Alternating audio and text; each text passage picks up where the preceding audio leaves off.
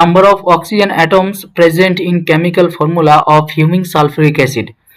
Fuming sulphuric acid जो होता है वो सल्फ्यूरिक एसिड के साथ SO3 रिएक्शन करके H2H2O7 यानी ओलियम प्रिपरेशन करता है। अब ये ओलियम में कितना ऑक्सीजन होगा? ऑब्वियसली 7 ऑक्सीजन होगा, इसलिए आंसर क्या होगा? 7 होगा। ओके, तो हम लोग आंसर चेक करेंगे। आंसर चेक करने के बाद हम लोग देखेंगे कि यहाँ क्या लिखा है एक्सप्लेनेशन में। Fuming sulfuric acid, often known as oleum, can be represented chemically using the formula H2H2O7. This compound is formed by adding excess sulfur dioxide SO3 to sulfuric acid H2SO4, and then finally it will form H2H2O7. अब ये H2H2O7 oleum में कितना oxygen है? 7। यही question पूछा था और हम लोग का आंसर क्या होगा? ये होगा 7 oxygen atom are is present in oleum. Okay, now next question में कहा गया है कि the number of white colored salt among the flowing is, तो यहाँ कितना white colored salt होगा वो हम लोग को कहना पड़ेगा।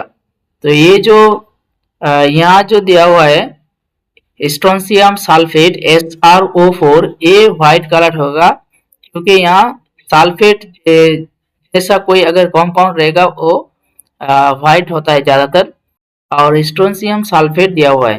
और यहाँ मैग्नीशियम एमोनियम फॉस्फेट, ये भी एक व्हाइट कलर होता है, एमोनियम फॉस्फेट।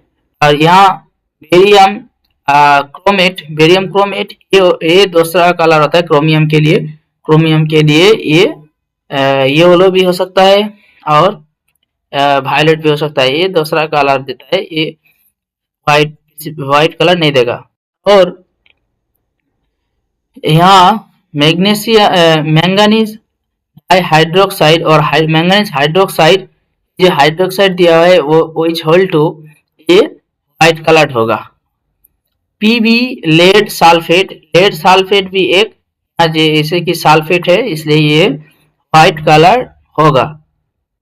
इसके बाद हम लोग देखेंगे लेड क्रोमेट, यहाँ ये नहीं होगा, लेड क्रोमेट व्हाइट नहीं होगा। और AgBr भी नहीं होगा, PbI2 ये भी नहीं होगा। कैल्शियम क्रोमेट, कैल्शियम ऑक्सैलेट ये व्हाइट होगा, कैल्शियम ऑक्सैलेट व्हाइट होगा। और लास्ट वाला जो है यहाँ आयरन के लिए ये दूसरा कलर देगा, यानी रेडिश टाइप कलर देगा आयरन के लिए। और यहाँ कैल्शियम के लिए व्हाइट आएगा, बट यहाँ आयरन के लिए क्या होगा? यहाँ रेडिश कलर आएगा।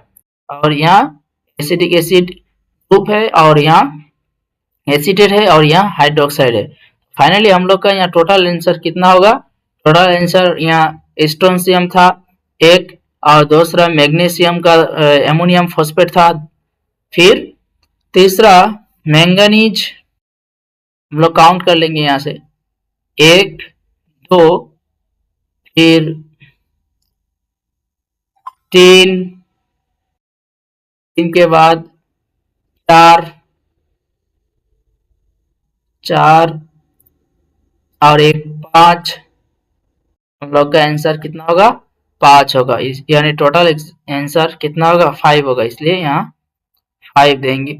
और आंसर हम लोग चेक करेंगे।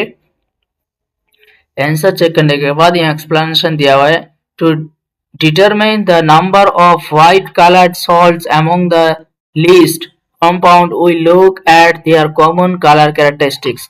Now first of all क्या दिया हुआ है? Strontium sulfate. Generally most sulfates are white unless the cation imparts a color. Strontium sulfate is indeed white. Okay, then magnesium ammonium phosphate is also known to be white. This is typical for many phosphate with colorless cation. Barium chromate is yellow color, okay, due to chromate. And यहाँ जो manganese hydroxide है, manganese hydroxide can have a faint pink color to white color.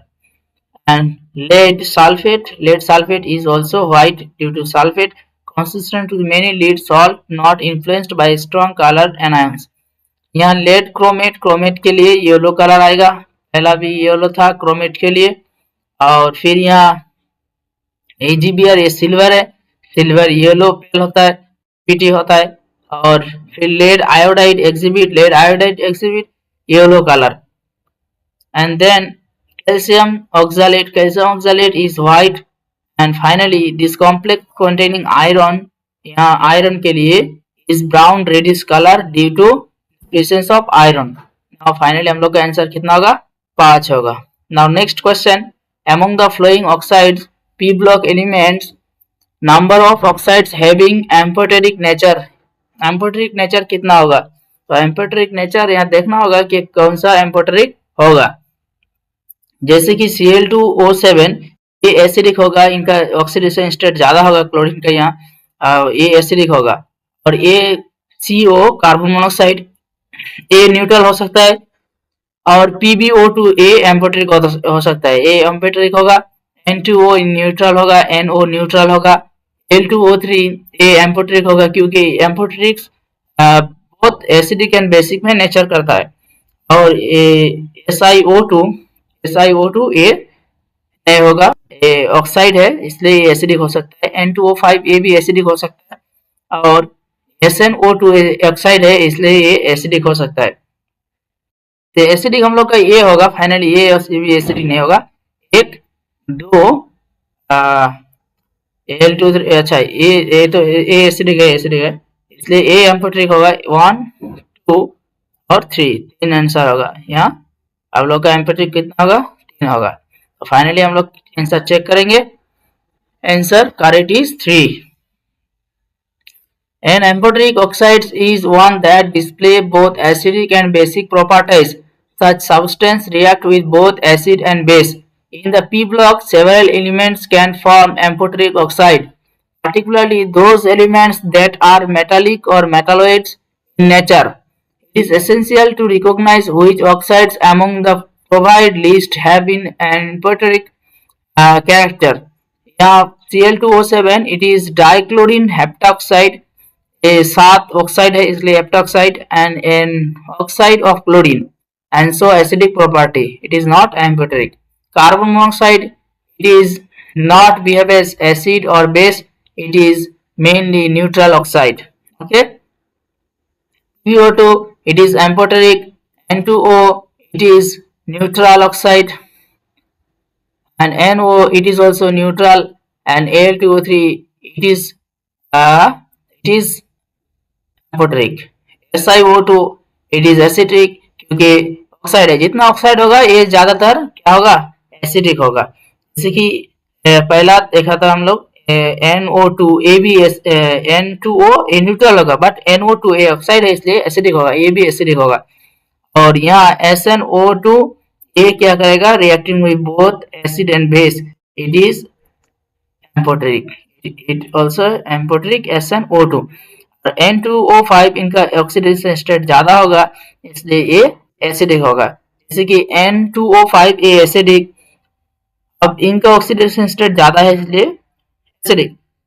Organic में क्या होता है, जिनका ज्यादातर minus I effect रहता है उनका इलेक्ट्रॉन को रिटर्न करने के लिए ये ज्यादातर काम करेगा और H+ को ज्यादातर रिमूव करेगा, इसलिए ये एसिडिक नेचर इंक्रीज होगा। तो इसलिए माइनस आई इफेक्ट जितना इंक्रीज होगा उतना ही एसिडिक नेचर इंक्रीज होगा। बट इनऑर्गेनिक में जो होता है, इनऑर्गेनिक में जिनका प्लस ऑक्सीडेशन स्टेट ज्यादा होगा उतना इनका एसिडिक नेचर ज्यादा होगा। ऑक्सीडेशन स्टेट जितना घटेगा इनका उतना ही क्या करेगा, ये एसिडिक नेचर घटेगा। बट जो बीच में रहेगा वो न्यूट्रल कंपाउंड होगा। आज यही तक, नेक्स्ट वीडियो फिर हम लोग डिस्कस करेंगे, आप लोग ट्राई कीजिएगा। नेक्स्ट भी क्वेश्चन दिया हुआ है यहाँ, 1 mole of PbS is oxidized by X mole of O3 to get Y moles of O2। ये आंसर क्या होगा, 1 mole PbS के साथ ऑक्सीजन से रिएक्शन करेगा PbS, और रिएक्शन करने के बाद यहाँ क्या करेगा, Y मोल्स अच्छा X मोल O3 ओजोन यहाँ रिएक्ट करेगा और ऑक्सीजन फॉर्मेशन करेगा। कितना होगा, x plus Y equal to कितना होगा, ये हम लोग को आंसर बताना होगा। ओके, आज यही तक, नेक्स्ट वीडियो फिर डिस्कस करेंगे अगला वीडियो में। Thanks for watching this video, thank you. अगर वीडियो अच्छा लगा जरूर लाइक कीजिएगा, बेल आइकन बटन क्लिक कीजिएगा और नेक्स्ट वीडियो पाने के लिए जरूर बेल आइकन बटन और सब्सक्राइब बटन क्लिक कीजिए। Thanks for watching this video.